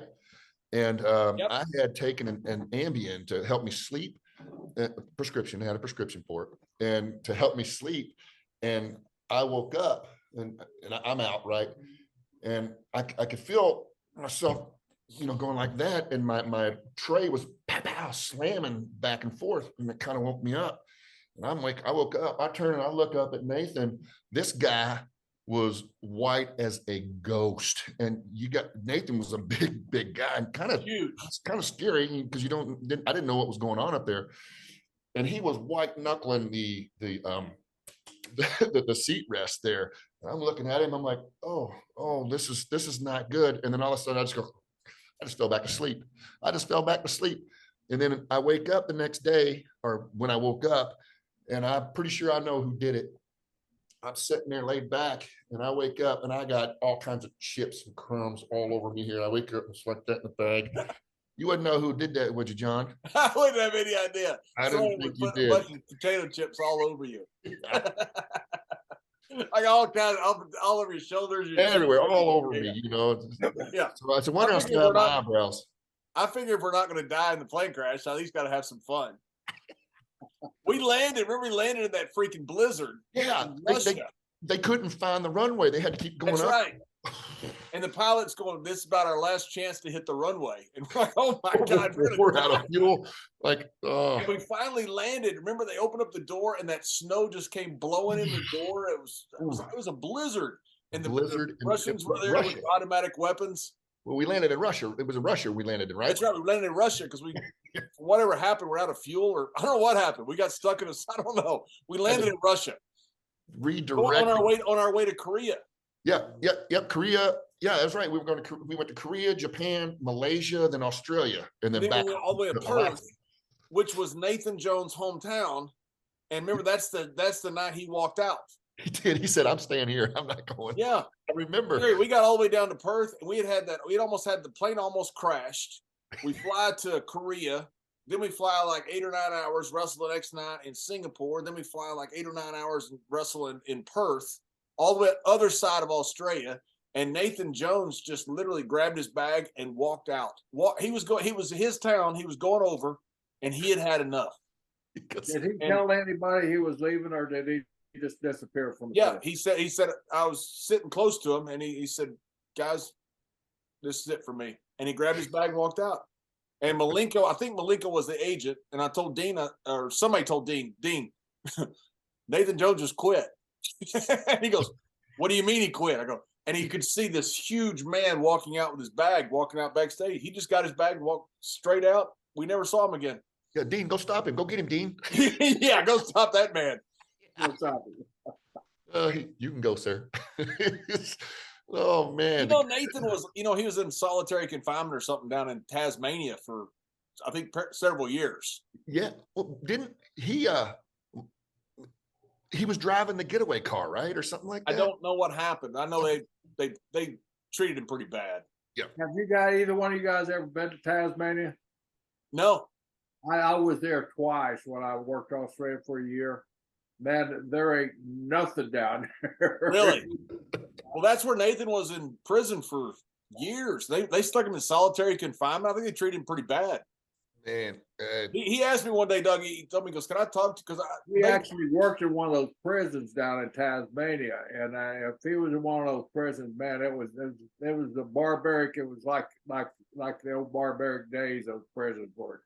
Yeah, that bad. Oof. He asked me one day. He goes, "Hey, can I ask you a question?" And I said, "Yeah." He goes, "Monetary policy in Australia. Do you think?" And he starts asking me this really intricate economic question. And he was a really sharp guy. He read all the time. He was a smart guy. He got mistreated badly. I wouldn't want to make him mad. Oh my God, he was huge. He hit me so hard across the back one time, I thought he broke my ankles. I'm telling you. I worked with him several times, and finally I told him, I said, Nathan, I said, listen, let me call the match. And I said, I'll make you look really good, I promise. And I said, just trust me. And after that, he trusted me completely. But he would hit me so hard. It was safe, but he hit me on the back one time, and I thought he broke my ankles. He hit me on the back. I thought he broke my ankle. That's how hard he hit me. I folded like an accordion. I remember when when they brought him in, and that's when I was up doing just doing some work. They were just taking a look. I was working with everybody, and he wanted to Sergeant Slaughter. He was our agent. And Sergeant Slaughter came to me and talked to me, and I said, okay. So we went together. Nathan Jones wanted me, and like a great guy, like him, but he was a good guy. I like Nathan. Yep, me, same here. He sat on the outside of the rope, on the edge of the ring. He wanted to grab me by the neck and the throat and just toss me over his head like that. And I was like, okay, all right, I'll be right back. I went to Sarge. I said, Sarge, he wants to grab my throat, just throw me over his head. Sarge goes, I'll take care of this. I was like, oh my God, holy moly. We got out of that. And we just did the old try to body slam thing and had a good match. And he didn't hurt me at all, and took care of me. So, but he was ex-Nade. He was as big as anybody I've ever seen, as far as just body and proportion, because he was tall, he was massive. And legit shoot strong as hell. I mean, yes. Yeah. What a guy, what a specimen. And it's a shame that he just quit because, well, I mean, he went on to do movies and stuff like that, but he probably had a future in the WWE if he would have stayed around. He told me what guys out there like that. He told us one time is when he's in solitary, they had to come in and rough him up or something, because they treat, and he said the first guy came in, he broke his jaw. And so the next time they're going to come in and rough him up again. They're all in the riot gear. And he said he could hear him outside. One of the guys going, you go first. The guy goes, no, you go. That's awesome. Yeah. Oh, man. So when you going to come to OVW, man? Mr. Brisco, when you guys going to come to OVW? That's, I'm there helping Al Snow with agenting matches, producing the show, writing the show, agenting the house shows and all that. I actually got back in the ring and had another match, which took me a week before I could walk again. And I watched it. You're great. You and Al look terrific. I mean, you look. Al is like I've said many times, like Jonathan Winters on Mork and Mindy. He's aging backwards. Al looks amazing. He's got two new knees now. You know that? Two new knees. He had double knee surgery done at the same time. He said, we're getting them done at the same time or we're not doing it. And I was like, okay. I had one of them done, and I was the biggest wuss in the world. And then I heard Al had both of them done, and I think Kurt Angle, when he's a gold medalist, he had both of them done at the same time too. I have no idea how those guys can go through that amount of pain. And here he is, Al's out running around the ring. I'm like, and he gets back up, and I said, Al, what are you doing? I said, you're blowing me up. Are your knees okay? I couldn't believe it. He's out there working, and of course, smart. I watched Angle referee the other night. He's not even a year away from double knee replacement there at the same time. Like I said, he was up and down. I couldn't believe he was getting up and down faster than some of the talent was. Yeah. Hey, by the way, Jerry, how entertaining is Kurt Angle? I mean, he was out there with he was out there with DX, who's one of the most entertaining groups of all time, and he's just stealing the show. He's so good. He just does that humor. There's nothing Kurt Angle can't do.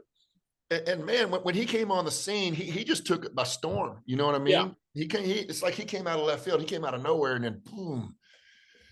What a talent, man! Because he was there. He came in just as I was there too. He's a freaking gold medalist. Well, I mean, there's some things you just can't teach, though, and he had that it. Oh factor, yeah, you know what I mean? He had that it factor. His timing was incredible. I mean, just incredible with everything, with wrestling, with the backstage stuff, with comedy, with his promos. I mean, there was nothing. That guy was just gifted. And it's a shame that it's you know how, and Eric Engels, his brother, right? And then you have Kurt has all this, so you thought maybe Eric would too, and Eric just didn't have that it factor. He could wrestle, don't get me wrong. Eric was a pretty good amateur wrestler too. Kurt had everything but Kurt's personality. I mean, he had the skill, but Kurt just has that. Those personalities only come along every once in a while. Kurt got all the personality there. I mean, but Yeah. as far as the skill level and everything, Eric was as good an athlete. He wasn't a gold medalist, of course, but in high school athletics, Eric was really Kurt's role model in that. Mm-hmm. And Eric was a good dude too. He was a great guy to be around too. He was awesome guy. So Doug, how's it going in OVW? John, it's going really well, man. Let me. I'm pretty proud to be be back in OVW because this is where I started, and I feel like I've kind of went full circle. So I started here, went and wrestled WWE, kind of left business for a little bit, and now I come back to help everybody here in OVW. And this past summer, I'm pretty excited to. I can only tell you so much. I can't tell you everything that I know, but we were part of a project. I'll try and be as careful as I can. A crew came in and did a lot of filming this past summer, and I think it's going to be some like a docu-series on OVW. I hope I didn't say too much there because I'm not supposed to say too much, but it's going to come out. All the stuff that we filmed and everything's going to come out sometime this year. I don't know. It could be this month. It could be spring. It could be summer. It could be winter. I don't know. I don't have that information. They won't tell us. And it will be coming out on, a streaming service. I can't. Sure. That's about as much as I can say, but it's just keep your eyes open for a series that'll be coming out on a streaming service. Then it'll be about OVW, and I'm very proud to be a part of everything that happened, and that's going to help. Not only a lot of people know about OVW and Ohio Valley Wrestling, but I think this right here will take OVW, to a whole nother level because I got to be careful. It's just going to give. Tell people a little bit more about OVW, I think. Well, what Al has done to that place is just fantastic because it's not your ordinary just pay your $2,000 and we'll give you 12 sessions, then you're out the door. He's made it a university-like setting there, and John and I both are really impressed on how he's handled that thing. It's almost like a government institution where they're funded and all that stuff, which we think is just absolutely great, to have a place like that. Yeah, I think it's tremendous. I'm a huge fan of Al. I just think the world of Al. I think the world of you too. I think these guys that want to get in the business, they couldn't have two better people and a better place to go, which is wonderful because you don't know what's out there. You got lucky because you had an uncle that was a really good dude. Most people don't have a connection like that where they can. I got lucky because I cold called Brad Reingans and ended up with one of the best trainers in the world. But that was just luck. Some guys don't have that luck and they end up with guys that. You got with Brad, you just cold called him one day and say, "Hey, I hear you're training people," or how did you hear he's even training people? There was a guy who played in the World League that had wrestled in Japan. I can't remember the gentleman's name. He was a guy that was trying to play some football just like I was, and he had trained with Brad Reingans. And so when I got cut my third year, I called him and I said, "Hey, what do you?" Because they wouldn't pass me on the physical anymore. And I said, where did you train? And he said, Brad Reingans. He's the best trainer in the world.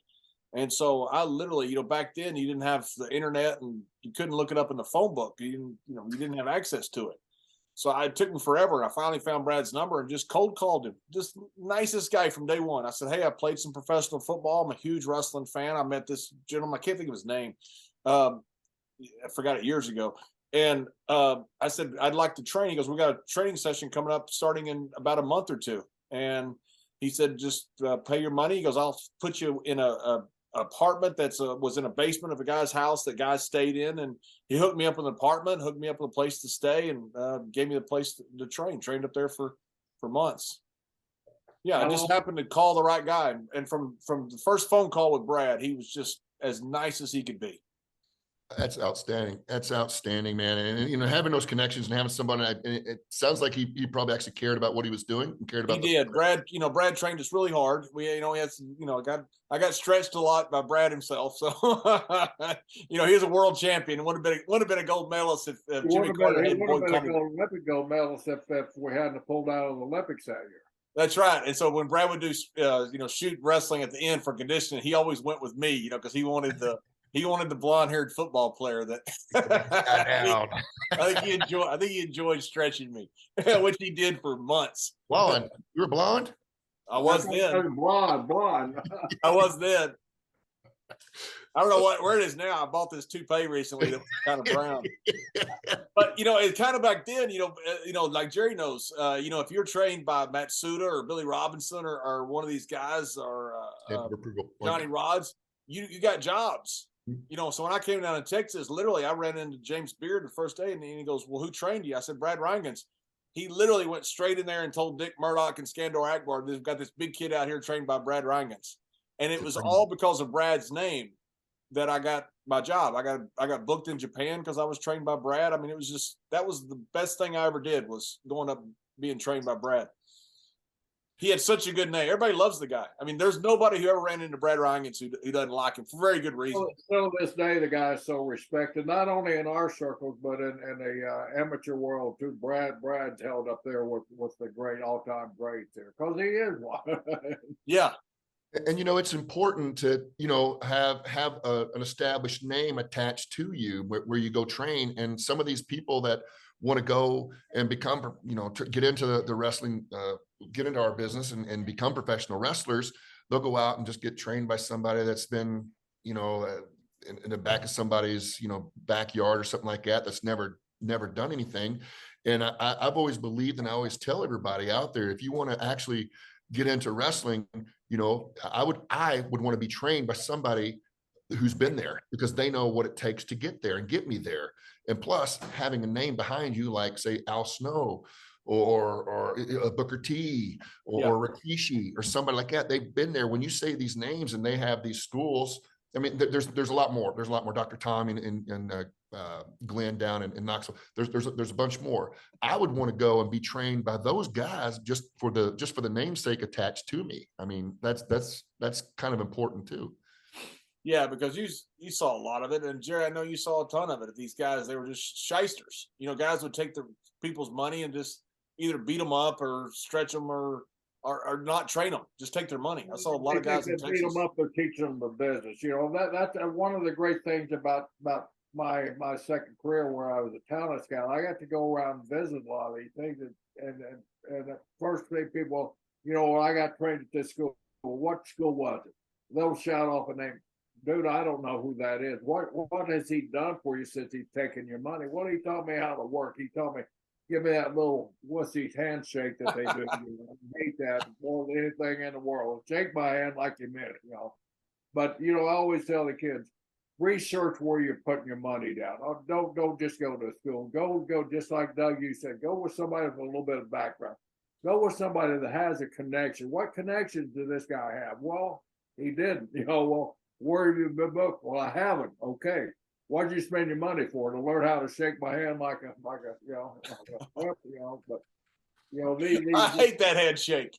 Yeah, I remember John. I remember John one time. Get out the other day, nearly brought tears to his eyes because I told him I wasn't impressed because you knew a handshake, Well, I remember John. I can't remember who it was. I remember somebody shook John's hand and they did the West handshake. He goes, "Shake my hand like a man, boy," or something like that.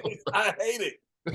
But that's so important when the guys and girls are looking for one of these camps to be trained at. And there's nothing wrong with a lot of these camps, but a lot of them there is. Make sure you just research them now. Now this is the greatest generation in the world because they have all this these media forums where they could go out and do checks on these schools.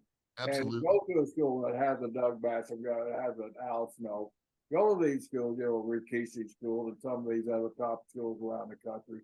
They're not any more expensive what you're going to end up paying, and you get a lot more result there. So it's funny how you learn stuff. You know, the first time I ever learned Carney, because Brad Reingans would talk Carney with some of the guys, especially, you know, Kurt Hennig talked Carney all the time. That's all he ever talked. You know, but they come and I had no idea what they're saying. I asked them, and they wouldn't smarten me up. So I'm down in the ring in Texas. You know, I'm wrestling, but I won't let anybody know I don't know Carney. You know, because I'm just like shaking my head. Yes, like I know. I have no idea. And finally, somebody said, "Hit the tizag," and I thought, "That's what it is." I finally figured out. But that time when somebody called that in the ring, Doug, I still don't think anybody's ever smartened him up. Still waiting. One time I was in a ring with somebody and I was calling a spot, and I was getting madder and madder and madder. And finally Kyoto comes to me and goes, "You know they don't speak Carney." And I said, "Who doesn't speak Carney?" I think that's a lost art these days. So there's a lot of these kids coming into an OVW. They'll come to, you know, for the TV and stuff like that. And the way they do things these days. Hey, let me ask you guys a question. What would be your response if someone said this to you? And this to me, talking to you guys, because this was said and I heard it. You know, a lot of these kids will call everything in the back and go out there and have the match, and then that's it, right? And not, you know, call in a ring, because that's how we did it, right? I mean, you have your. If I'm saying too much, let me know. So this is what someone said. I don't know what they're teaching you down there in OVW, but that's not how it's done anymore. So learning how to Wizark is not how it's done anymore. Being able to go and make a blueprint of what you want to do is how it's done these days. What would you say, Mr. Briscoe, MJB, if someone said that to you? Oh wow! You know, like you say, building a house, you got to have a foundation. You got to have that foundation. If you don't have a foundation starts with the basic. Foundation starts with putting the right measurements together. You got to have that foundation. If you don't have that, you know, you're going to be lost. I don't care what else they're going to teach you. I go over NXT and they're teaching the foundation. They're still teaching the foundation. So if that's the wrong way, everybody's teaching the wrong way. So I would just tell them, if you don't know what you're doing to begin with, you don't know how to take a nail out of your nail patch and hit the head of the right head of the hammer to that nail, where are you going to go? You're not going to learn anything. I would just shake my head and say, "Brother, did you get screwed out of your money?" Doug, I'll tell you a little story. I was working with Eddie one time, and Taker was on right before us. And, you know, anytime Taker's on not before you, a lot of times there's nothing left. And that's on purpose. Not bad. It's one of those, follow that. Yes. Like, I'm not going to be on last, follow that. So he had one of the best matches, as he always does. Tremendous match. I'm sitting there watching it going, you got to be kidding me. We got to follow this. And so I get out there and I have all these ideas in my head. We're going to do this. We're going to go out. We're going to do all this crazy stuff. So anyway, I get Eddie in a headlock and I call this spot. And Eddie goes, no, sit here, essay. So I sit there for a while. I call the spot again. I said, I'll go take you outside. He goes, no, sit here, essay. So finally, I realized what he's doing. You know, I was so nervous of trying to keep the people up, I forgot to work. And so I sat there in the headlock with Eddie. Started the match, main event match, following that hot match with Taker. And I just sat there in a headlock forever. The crowd started coming down. Crowd started getting bored. Crowd started getting a little bit listless. And he goes, "Okay, essay, let's start." And we started doing our stuff. And by the time we were done, they were all on their freaking feet again and screaming. And when I came back, I just hugged Eddie. I said, "Brother, that was freaking Picasso." Genius. You know, and that to me is working. Mm-hmm. Same here. That to me is the one thing, you know, that you got to have the confidence. That takes a lot of confidence to sit there in a headlock for a long time with a hot crowd. It's uncomfortable. Knowing you got to bring them down because you got 30 minutes and you got to bring them back up. And you know, and what I was saying there was, I understand that things are done a certain way. I know that you do a certain way, and it's okay to have an idea of what you want to do.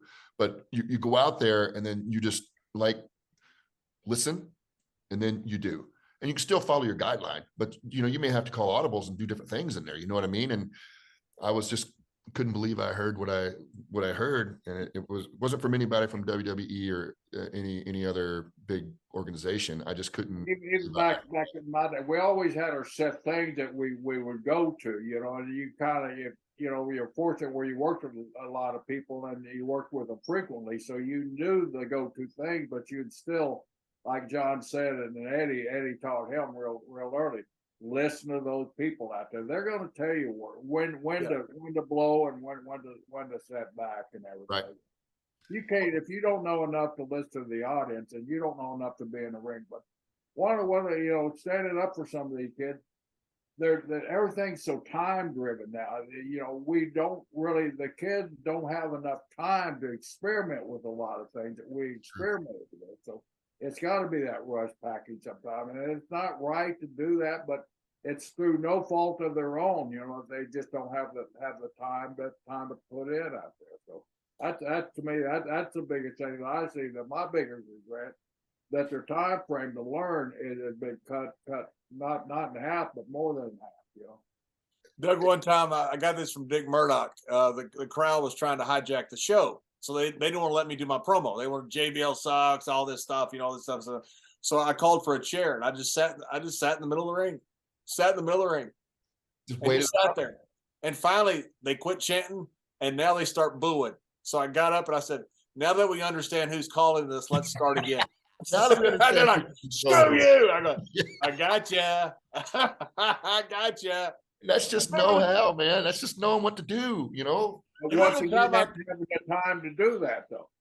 That's right. Yeah, that was a live event, so it's a little different. Yeah. One time I called you during a promo. I called you one time from the ring. Yeah, thanks for remembering. Well, I've been kicked in the head a lot too, JB. I'm trying to remember. Jerry, I go out there with Orlando, and Doug wasn't on the show. And I get out there, and I got my phone, and I called Doug. And I'm sitting there doing my promo, and I said, guys, hold on a minute. I'm talking to Doug Basham. And I literally was. And it got so much heat. They're like, you're wasting our time calling Doug Basham? I go, I'll try to put him on for you guys. They're like, screw you. I don't remember that. There's so many things that there's so many things that I've forgotten. I just can't remember. Which what it is, Doug? It's not, to me, it's not concussions, or I don't think it is. We wrestled thousands of times. And so when people say, remember the time in Alabama? No, I don't. Right. Yeah. I've had people tell me, remember the match you had this person? I literally one time said, I never had a match with that person. They showed me the video and I had a match with that person. Like, I'll get on YouTube. Yeah, I'll get on YouTube and watch some stuff. I don't remember this. I don't remember this. You know what I mean? It's like, I guess it happened. Absolutely, man. Absolutely. And it's not all that. I've only had a few of them, and I think I'm just getting old. Well, you are old. If it's that, I'd be in trouble. And Mr. Briscoe, to piggyback off of your point, something about time. One of the things that OVW, and back to the school, the OVW Academy, and learning here, and there's a lot more to just getting into the ring. They're teaching history, they're teaching financials, they're teaching all kinds of stuff that you wouldn't normally get in just going to a wrestling. Someone teaching wrestling is teaching you how to work in the ring. You're really getting a well-rounded ball of information with this academy that Al's put together. And then another thing, that coming here in OVW and doing OVW TV, we do live TV just like on Monday Night Raw, and that's some valuable experience that you can't get just anywhere. You know what I mean? So you're getting live TV experience, so you can have that on your resume. You can go anywhere and know how to do what you're supposed to do when you do it. And in OVW, I think we're the second longest running live, our second longest wrestling show aired. I think Raw's the only one's got us beat. We've even been on longer than SmackDown. Not much, just barely, but beat SmackDown as far as consecutive episodes. Wow. So, OVW's, Danny's legacy it'll live on forever. And Al's here to keep it going. And I'm glad to be back in OVW and be a part of it, man. Doug, with your T-shirt there, but we mentioned them early. How can our fans, how can our listeners get a hold of you and inquire about the OVW, and how can they get some of those great T-shirts you're going to send John and I? Well, I'm creating. It should be done about the end of this month. Creating my own website where you can go on and get bio information and where I'm going to be, because I'm starting to do a lot more seminars and going and teaching in 3 hours what I can. And then you'll be able to buy merch on there too, if you want to buy merch, pictures and stuff like that. So that'll be coming out, and it's the website, the Doug Basham. And you can also catch me on Instagram. I've started, I don't know if you guys do Instagram or get on it, but I've found that Instagram is a very good tool to use. And a lot of people are on there.